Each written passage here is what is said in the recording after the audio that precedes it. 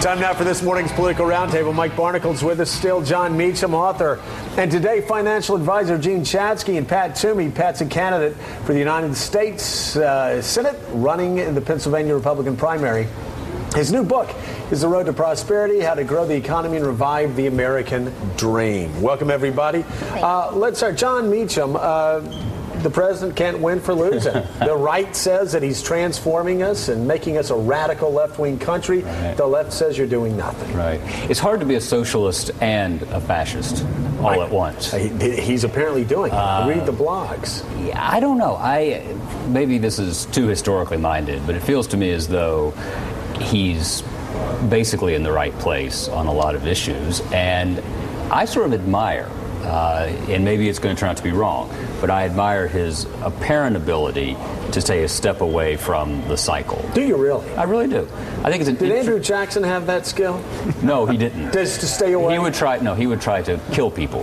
What great president? We want Obama challenging people to do great president has ever succeeded? Pulitzer Prize winning historian John Meacham. Wilson Reagan. Sitting back doing nothing. That's not true. Ronald Reagan said, if you elect me, I'm going to cut your taxes, I'm going to beat the communists. I'm not talking about doing nothing. I'm talking about he thinks he can manage this, and I think is doing a moderate, good job. By the way, if I said doing nothing, I don't mean doing nothing, but sitting back and letting Congress shape my agenda. Certainly, Ronald Reagan didn't do that. Gene Chadsky, the big challenge as we go into next year is not going to be how historians are going to look at Barack Obama. It's going to be how people out of work are going to be looking. Unemployment up to 9.8%. This economy is not turning around. No, not at all. And in fact, in the papers today, years and years before jobs come back, we're looking at decades until people have the ability to get back to where we were in 2006 and the beginning of 2007. And people are voting their pocketbooks in very We're not going to get back there, though. I mean, we are pushing the reset button. We're not going to have an economy that's fueled 75% by consumerism in the future, are we?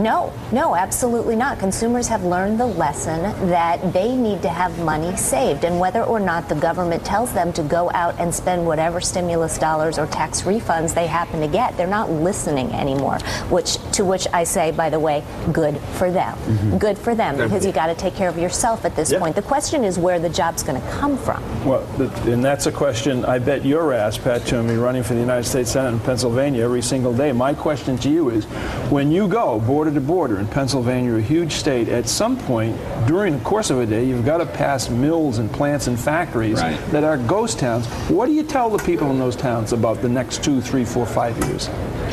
Well, I think the path we're on now is not going to bring this back. I think, part of the problem we got into is too much borrowing and spending.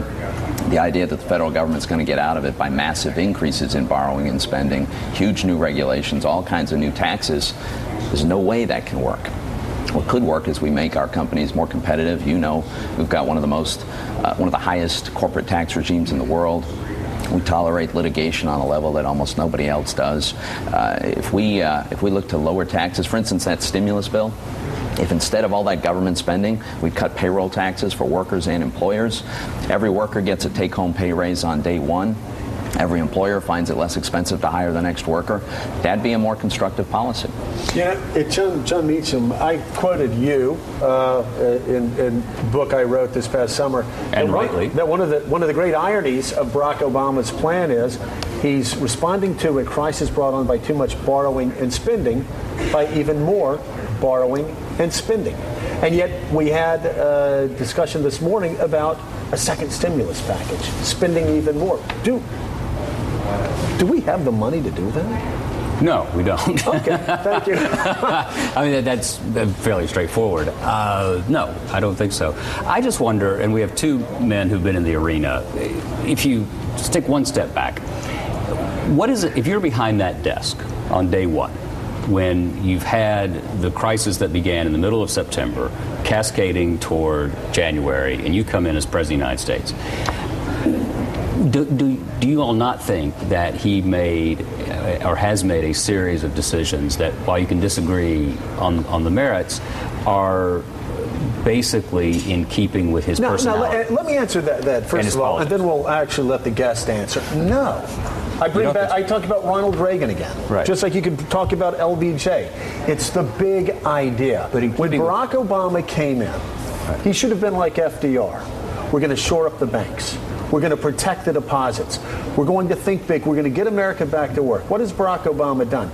He's been distracted by cap and trade. He's gotten into this health care debate. Mike Barnacle said this 6 months ago when Barack Obama was at 70%.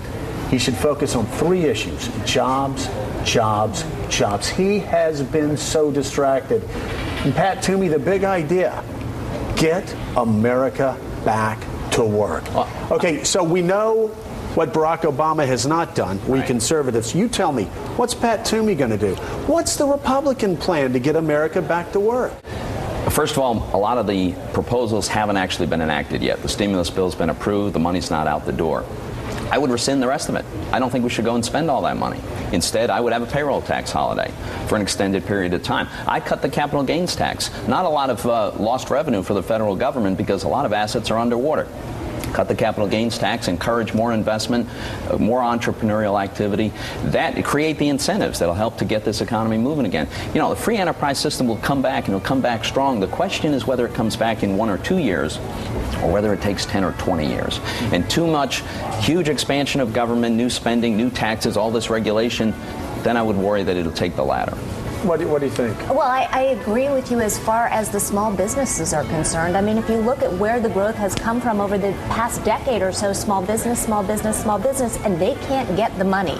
So we have to do something that is going to loosen up the way for them to get their hands on some money to foster additional growth. There is no credit out there from what I hear. Not for small businesses. It's coming back for some consumers, but small businesses are having a heck of a time. Yeah. All right. Pat Toomey, are you going to win, by the way? I'm going to win. Absolutely. Are you really? Yeah, it looks great. You're going to win the primary. Is Arlen Specter going to win the Democratic primary? I wouldn't be surprised if he doesn't. Yeah. If he does not. If he does not. Sestak, it's looking pretty strong.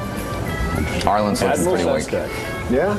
All right. Thanks so much me. for being here. Great Hope you come back.